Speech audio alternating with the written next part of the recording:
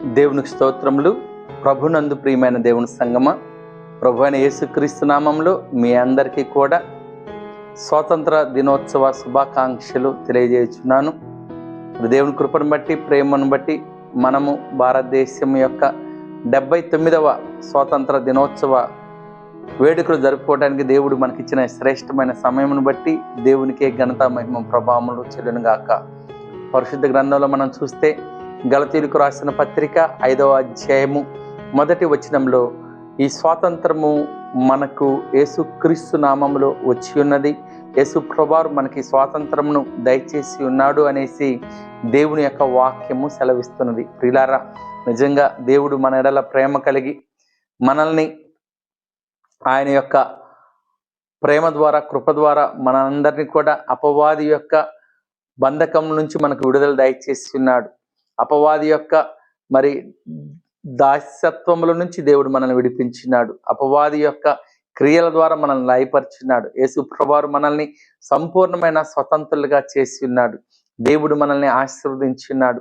నీవు, నేను, మనందరం కూడా యేసు రక్తంలో కడగబడిన తర్వాత మనందరం కూడా దాసులుగా కాకుండా స్వతంత్రులుగా ఉండి ఉన్నాము. మనము లోకమునకు బానిసలుగా ఉండాల్సిన పని లేదు. అపవాదికి బానిసగా ఉండవలసిన పని లేదు. పాపమునకు బానిసగా ఉండవలసిన పని లేదు. యేసు ప్రభువు ఆ యొక్క బానిస సంఖ్యల నుంచి, ఆ కట్ల నుంచి, పాపం అనే కట్ల నుంచి మనకు విడుదల దయచేసి ఉన్నాడు. శాపం అనే కట్ల నుంచి మనకు విమోచన దయచేసి ఉన్నాడు. ధర్మశాస్త్రం అనే బంధకం నుంచి మనకు యేసు ప్రభువు విడుదల అనుగ్రహించున్నాడు.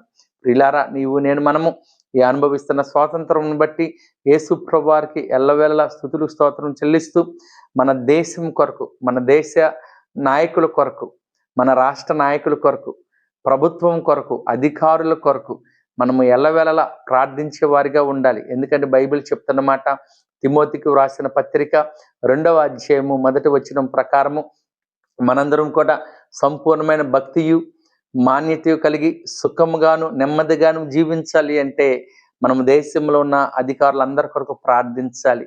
మన రాష్ట్ర అధికారుల కొరకు ప్రార్థన చేయాలి. మన జిల్లా అధికారుల కొరకు మనం ప్రార్థన చేయాలి. మన పట్టణమును పరిపాలిస్తున్న అధికారుల కొరకు, ఉద్యోగుల కొరకు మనం ప్రార్థించాలి. దేవుడు అధికారులకు మంచి జ్ఞానాన్ని ఇచ్చి మన దేశాన్ని అభివృద్ధి పరిచే విధంగా మనము ప్రార్థన చేసేవారిగా ఉండాలని తెలియజేయచ్చు.